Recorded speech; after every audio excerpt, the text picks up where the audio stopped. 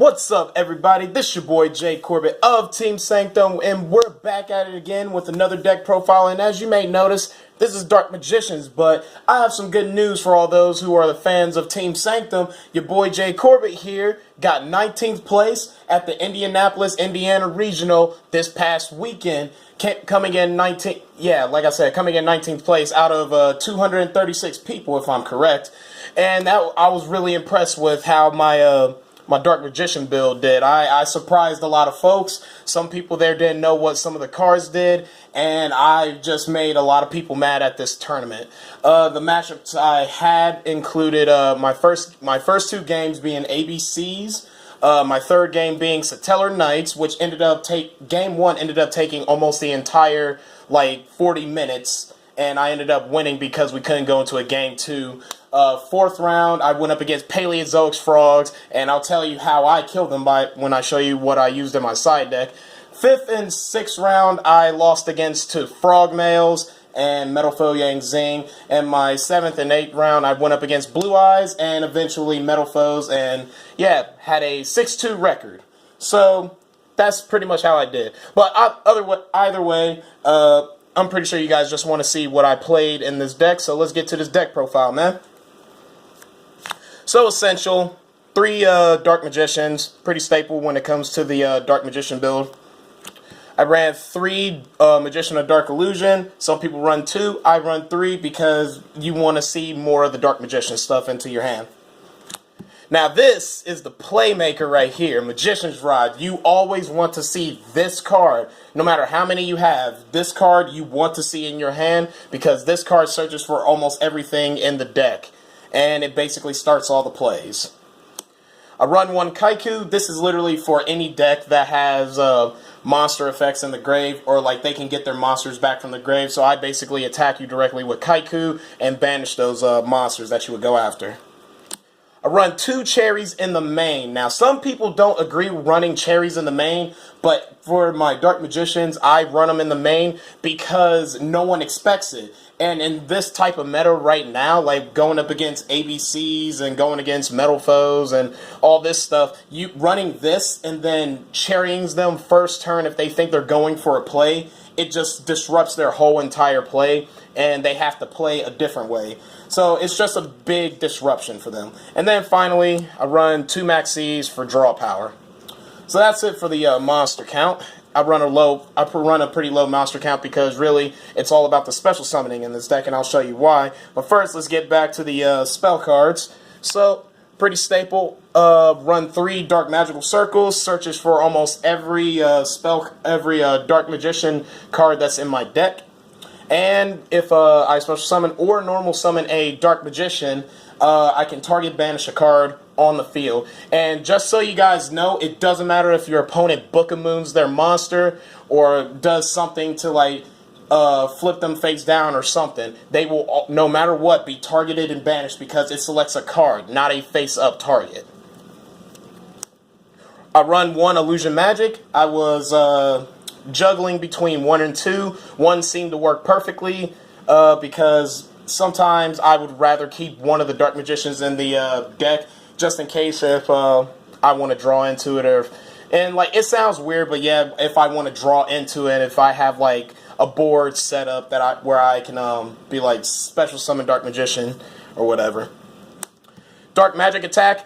This is the one and only card in the deck I will never search with Magician's Rod or Dark Magical Circle unless the situation counts for it, because I use this card to basically shuffle my deck by using Eternal Soul to search for it and to add it into my hand.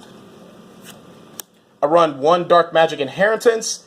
Obviously, because you run a high spell count in this deck, you're eventually going to hit this. You're going to play it. You're going to banish 2 spell cards. You can add a Dark Magician card into your hand. Now, this card was the MVP, and I want to thank my captain, Alex Robars, for convincing me to play this card. I played 2 Dark Magic Expanded. In my last game against Metal Foes, my opponent summoned out a Psy-Frame Lord Omega, and I thought I couldn't get over that, and I thought I was done for. So, I special summoned out another Dark Magician. He thought he was safe. I go into battle phase. I declare attack. I activate Dark Magic Expanded. He just scooped up the game, and I won that match easily because of this card. In another match, somebody tried to MST my Eternal Soul. I had 3 Dark Magicians, 1 in the grave, 2 on the field already, and even a Magician of Dark Illusion. That was kind of overkill. Activated it. My card was set. I was fine, and the opponent just wasted an MST. So that's pretty much it for all the Dark Magician cards. So here's all the draw power. 2 Allure of Darkness, 2 Pot of Dualities, and 2 Pot of Desires. That is all the draw power you need, 2 of each of those. Especially with Pot of Desires, because this deck, if you don't run Pot of Desires, I think you probably won't see your some of your cards until like late in the game. However, in certain circumstances, when you have to side out, siding this out might be the best answer because it gives you a higher chance of seeing your side deck cards. But that's just my opinion. That's my captain's opinion. So let me know in the comments what you guys think about siding this card out for like some of the cards in your side deck. And finally, I run 2 Twin Twisters. Basically, back row hate. Alright, so that's it for my spell count. And now time to get to the trap cards, the bread and butter of this deck, pretty much. I run 3 Eternal Soul. I promise you, nobody read this card fully. At this tournament, everybody got screwed over by this card. I had an opponent summon a monster and try to Castel, or it was like something to take away my monster off the field, and I had Dark Magician on the field. He targeted Dark Magician. I even asked the opponent, "Are you sure?" And they were like, "Yes." And I said, "Okay, pay cost." They paid cost, and I was like, unaffected by card effects. And they were just salty the entire time. This card allows you to special summon Dark Magician from the hand or grave, or to add a Dark Magic attack in the hand. However, just remember there are those smart players that actually know the effect of Eternal Soul, and they will MST you so fast that you wouldn't even know what to do. So always find a way to protect this. I run 3 Magician Navigation. Magician Navigation has been the MVP in this deck ever since I bought this deck. This card, once it hits the grave after you summon out your Dark Magician's next turn, you can just screw up anything that your opponent tries to do. Oh, they try to MST your Eternal Soul while this is in the grave after you used it. Guess what? Banish it, negate it. They wasted an MST trying to get rid of it. So this is pretty much another MVP trap card for Dark Magicians. And now we're going to get to the defensive cards in this deck. Obviously, I run 2 Solemn Strikes. Well, I ran 2 Solemn Strikes. These are my buddies. I ran 2 Quaking Mirror Forces. This card literally just said, "I do not like your field." Flip that ish over. And yeah, I got to play Yu-Gi-Oh! And finally, Vanity's Emptiness. Went up against Paleozoic Frogs. Made a board. Had a lot of back row. Flipped this over. The Paleozoic Frog player, he just got so mad. He was trying to claim that I stacked my deck, but literally people next to me were just laughing at him, and they even said, like, "Dude, you just outplayed him." So yeah, so that's it for the main deck right there. So now we're going to get to the extra deck. We're going to start with the rank 3s. Grand Pulse, Wind Up Zen Mine. Obviously, if you get 2 of the Magician's Rods on the field and you feel as if there's no need to have them on the field, after you attack with them, you can just overlay into Grand Pulse to clear a back row card or clear a scale. Or you could just wall up and go into Wind Up Zen Mine. I guarantee you they will try to hit this. Well, not guarantee, but they'll try to do something to get rid of it.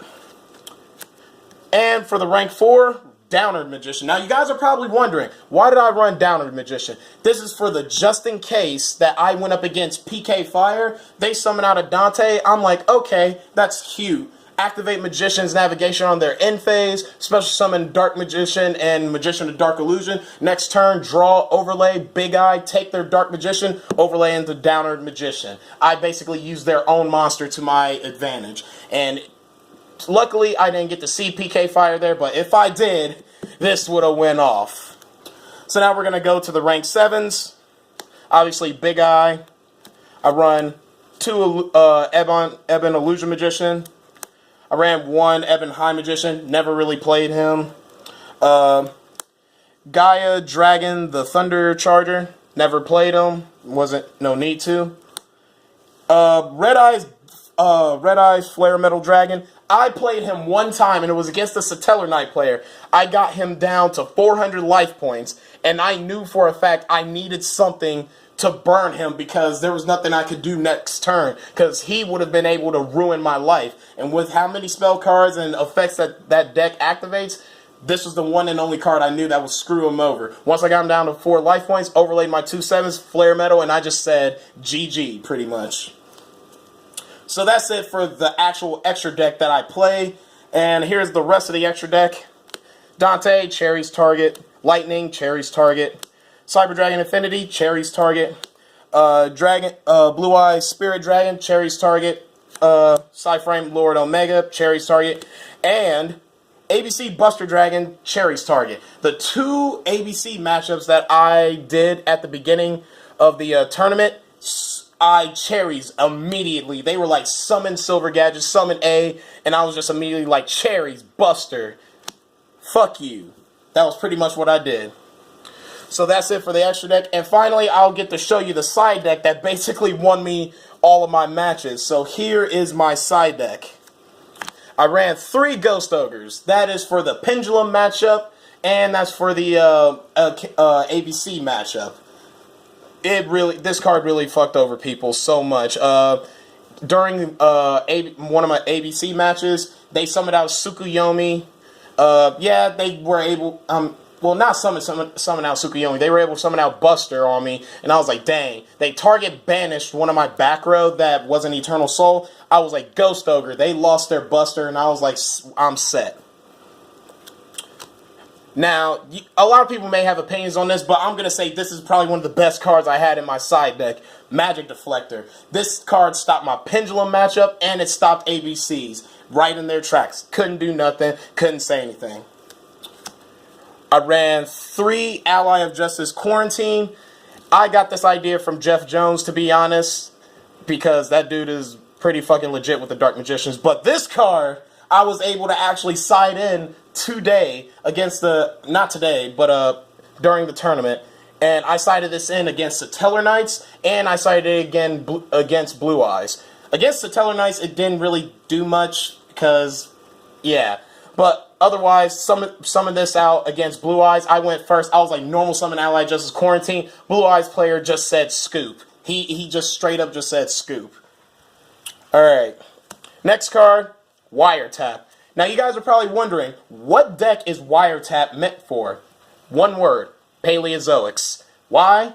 They activate one of their trap cards, you go Wiretap. They cannot chain their special summons, they cannot chain their back row or anything, because this is a counter trap. They cannot respond with anything. So if you stop their back row with this, they can't do anything. Plus, it shuffles, which is awesome. And finally, I run 2 Cyber Dragons in the main, well, not in the main, but in my side deck for the ABC matchup. And I ran Chimera Tech, the Fortress Dragon. This was literally just for ABC matchup, just in case if they brought out ABC Buster. I drew into Cyber Dragon my next turn. I just special summon Cyber Dragon, tribute Buster, take all their stuff, summon out a Chimera Tech Dragon, swing. That was literally it. Alright.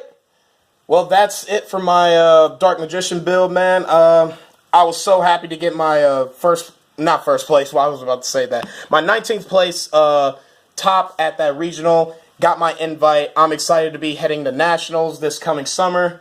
I'll keep you guys posted. The rest of my team, they will be getting their invites. And you will be seeing more deck profiles of what they use to go and, top at regionals. But for right now, this is the first deck on our team that has topped a regional.